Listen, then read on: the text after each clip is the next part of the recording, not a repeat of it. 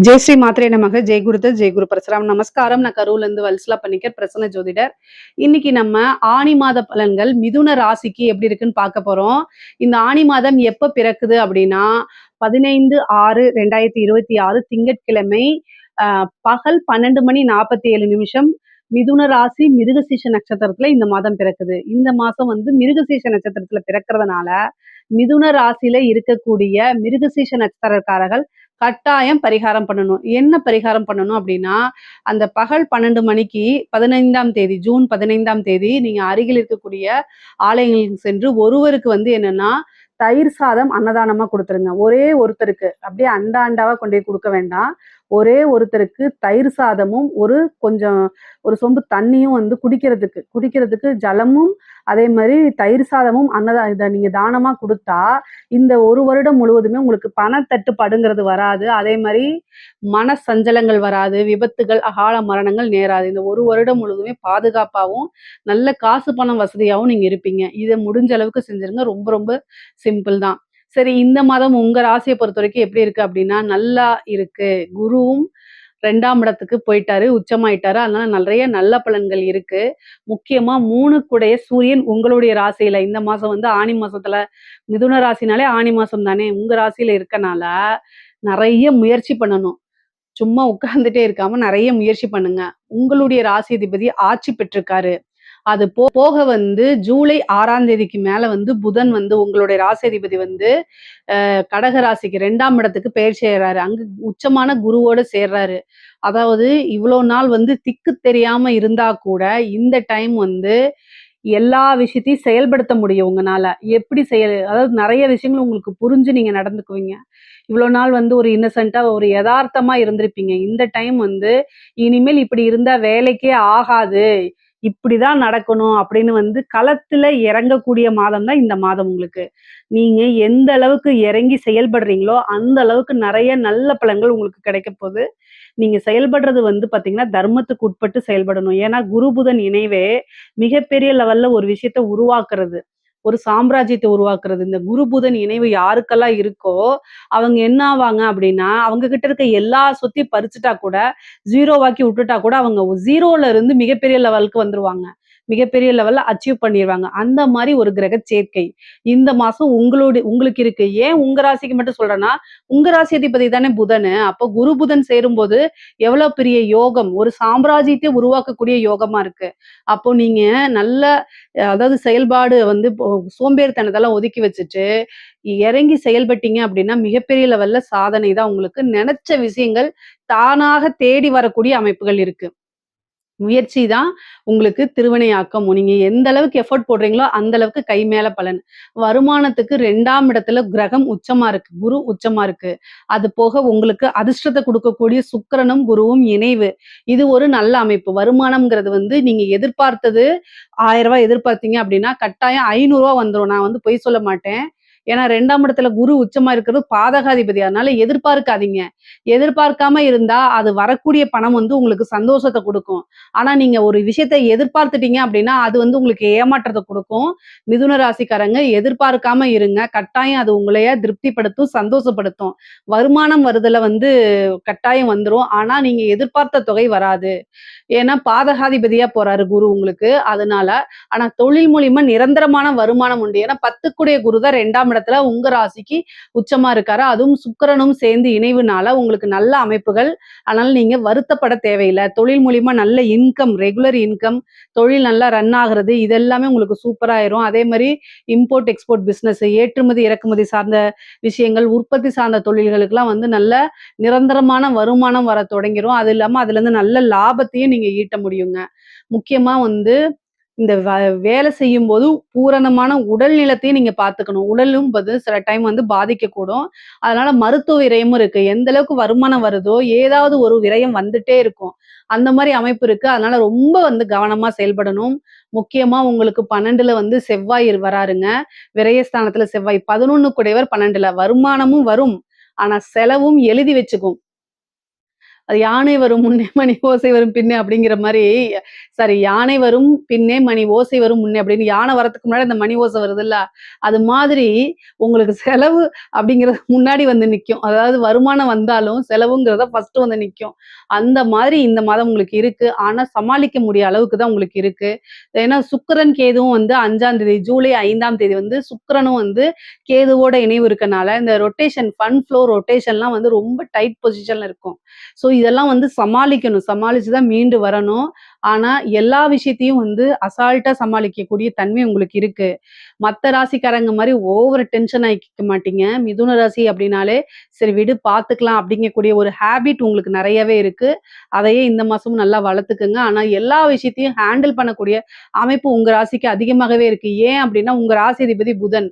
புதன் தான் எல்லாத்துலயுமே வளைஞ்சு, நெளிஞ்சு எல்லா விஷயத்தையும் தாண்டி வந்துரும். அது ஒரு நதி மாதிரி. ஸோ அதனால நல்ல அமைப்புகள் உங்களுக்கு இருக்கு. ஆனா நீங்க யூஸ் பண்ணிக்கணும். உங்களுக்கு இருக்கக்கூடிய யோகத்தையும், ராஜயோகத்தையும் நீங்க நல்ல ராஜயோகத்த அனுபவிக்கணும்னா, ஃபர்ஸ்ட்டு உங்களுக்கு இருக்கக்கூடிய விஷயங்கள நீங்க கரெக்ட்டா யூஸ் பண்ணி ஹேண்டில் பண்ணணும். அப்போ உங்களுக்கு எல்லா விஷயமும் சக்சஸ் ஆயிரும். ரொம்ப நிம்மதியான ஒரு நல்ல ராஜ வாழ்க்கைய வாழ முடியுங்க. உண்மையாலுமே ராஜ வாழ்க்கை கட்டாயம் வாழ முடியுங்க. வேலையில இருக்கவங்களுக்கு உத்தியோகம் வந்து நீங்க சர்ச் பண்ணுனீங்க அப்படின்னாலே கட்டாயம் கிடைச்சிரும். ஏன் அப்படின்னா, இந்த வாட்டி என்ன 3 குடைவர் தான் வந்து உங்களுடைய ராசியில இருக்காரு இந்த மாசம். அப்ப என்னன்னா, நீங்க இன்டர்வியூ கால் ஃபார் ஏதாவது வந்துச்சுன்னா அட்டெண்ட் பண்ணணும். அட்டெண்ட் பண்ணா உங்களுக்கு ஈஸியா ஜாப் கிடைச்சிரும். படிக்கக்கூடிய குழந்தைங்களுக்கு படிப்புல நல்ல ஆர்வம். எந்த மாதமுமே இல்லாம இந்த மாதம் நல்ல ஆர்வம். ஏன்னா, புதன் வந்து ஃபர்ஸ்ட்டு உங்களுடைய ராசியில சூரியன் கூட சேர்றாரு. அப்புறம் குரு கூட சேர்றாரு.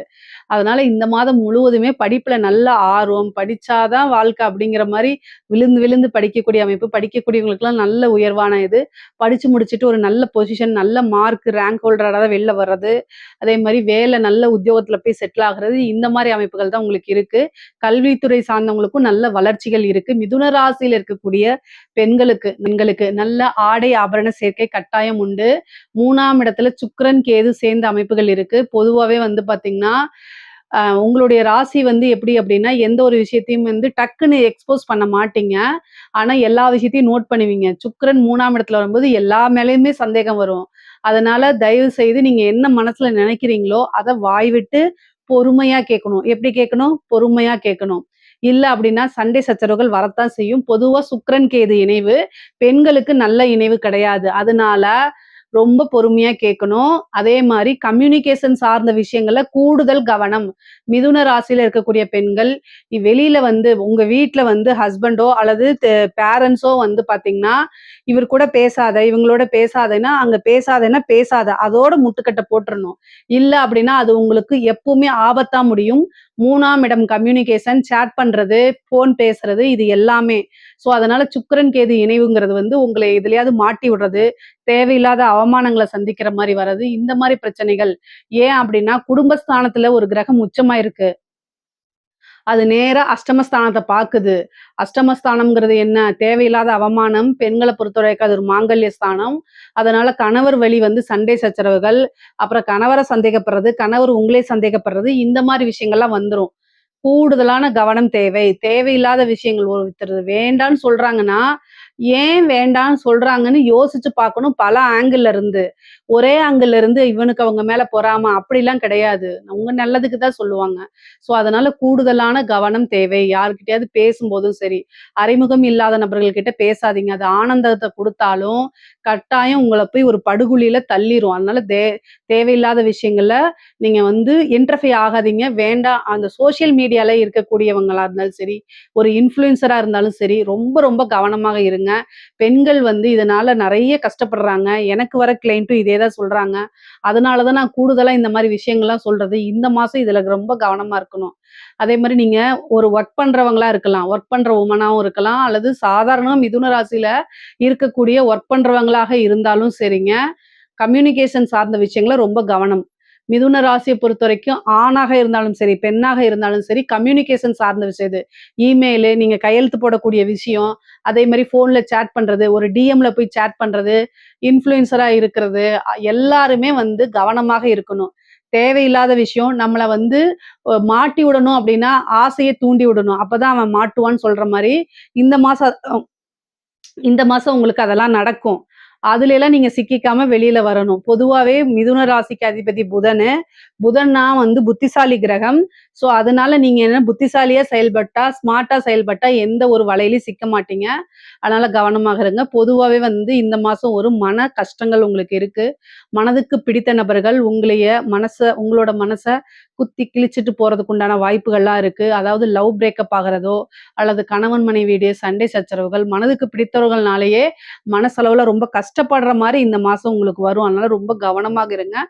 எல்லாமே கடந்து போகுங்கிற மனநிலையும், மனசையும் ரொம்ப ஸ்ட்ராங்கா வச்சுக்கிட்டா மட்டும் தான், அதுலருந்து அடுத்தடுத்த ஸ்டேஜுக்கு வர முடியும். நீங்க ஃபோக்கஸ் பண்ண வேண்டியது உங்களுடைய கெரியர்ல, உங்களோட பிசினஸ்ல, உங்களோட லைஃப் டெவலப்மென்ட்ல. இத மட்டும் ஃபோக்கஸ் பண்ணிட்டீங்கன்னா, மீதி எல்லாம் ஆட்டோமேட்டிக்காவே நீங்க கைப்பிடிக்கணும்னு அவசியம் இல்ல. எல்லாமே வந்துரும். இத நான் சொல்லி தான் தெரியணும்னு இல்ல. இது உங்களுக்கே தெரியும். ஏன்னா, நீங்க தான் ஆல்ரெடி இன்டெலிஜென்ட்டா இருக்கீங்க இல்லையா? அதனால. சரி, ஓகே. உங்களுக்கு இந்த மாதம் வந்து சுப வி விரயங்கள் இருக்கு. சுப நிகழ்வுகள் நடத்தக்கூடிய அமைப்பு இருக்கு. நெறைய பேர் வீடு மாறுறது, இடம் மாறுறது இந்த மாரி அமைப்புகள் இருக்கு. புதுசா வண்டி வாகனங்கள் வாங்கக்கூடிய அமைப்புகள் இருக்கு. ஹெல்த்த ரொம்ப ரொம்ப பார்த்துக்கணும். செவ்வாய் 12ஆம் இடத்துலருந்து 6ஆம் இடத்த பார்க்குறாரு. தன்னோட சுய வீட்டையே பார்க்கறதுனால ரொம்ப கவனமாக இருக்கணும். ஹெல்த் கான்ஷியஸா இருங்க. சுவர் இருந்தா தான் சித்திரம் வரைய முடியும். நீங்க நல்லா இருந்தா மட்டும் தான் எல்லா விஷயத்தையும் செயல்படுத்த முடியும். செவ்வாய் வந்து சுக்கிரனையும் கேதுவையும் சேர்ந்து பார்க்கறதுனால, வண்டி வாகனங்கள்ல போகும்போது, இயக்கும்போது ரொம்ப ரொம்ப கவனம் தேவை. போக்குவரத்தா இருந்தாலும் சரி, நீங்க மைண்ட் சரியில்ல அப்படின்னா செல்ஃபா டிரைவ் பண்றத தவிர்க்கிறதா ரொம்ப ரொம்ப நல்லது.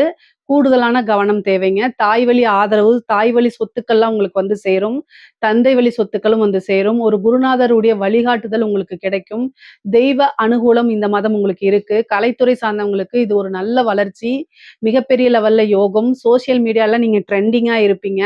மிகப்பெரிய லெவல்ல வளர்ச்சி அப்படின்னு தான் சொல்ல முடியும். ஒரு சின்ன வாய்ப்பு கிடைச்சா அதுலேருந்து பெரிய லெவல்ல ஸ்டார் ஆகுறது, உங்களுக்குன்னு ஒரு செட் ஆஃப் ஆடியன்ஸே உருவாகிருவாங்க.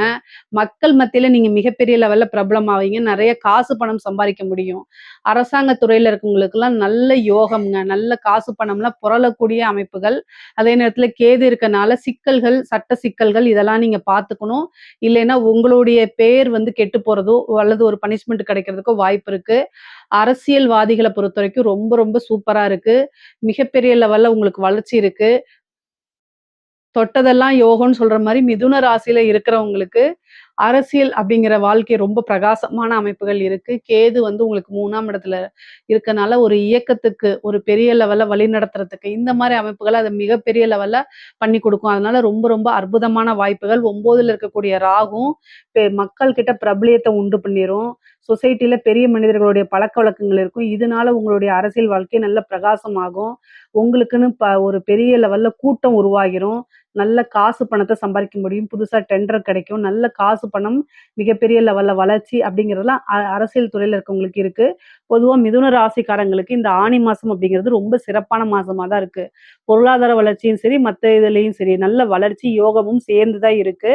கூடுதலா நிதானமா, பொறுமையா இருந்தாலே போதும். இதுல ஏதாவது சந்தேகங்கள் இருக்கு அப்படின்னா, கட்டாயம் கமெண்ட்ஸ்ல கேளுங்க. நான் ஆன்சர் பண்றேன். நம்மளுடைய சேனல லைக் பண்ணுங்க, ஷேர் பண்ணுங்க, சப்ஸ்கிரைப் பண்ணுங்க. நன்றி, வணக்கம். கடவுள் அருள் டிவியை பார்த்தமைக்க நன்றிகள். மேலும் இது போன்ற தகவல்களை தெரிந்து கொள்ள கடவுள் அருள் டிவியை சப்ஸ்கிரைப் செய்யுங்கள். மறக்காமல் பெல் ஐக்கானை கிளிக் செய்யுங்கள்.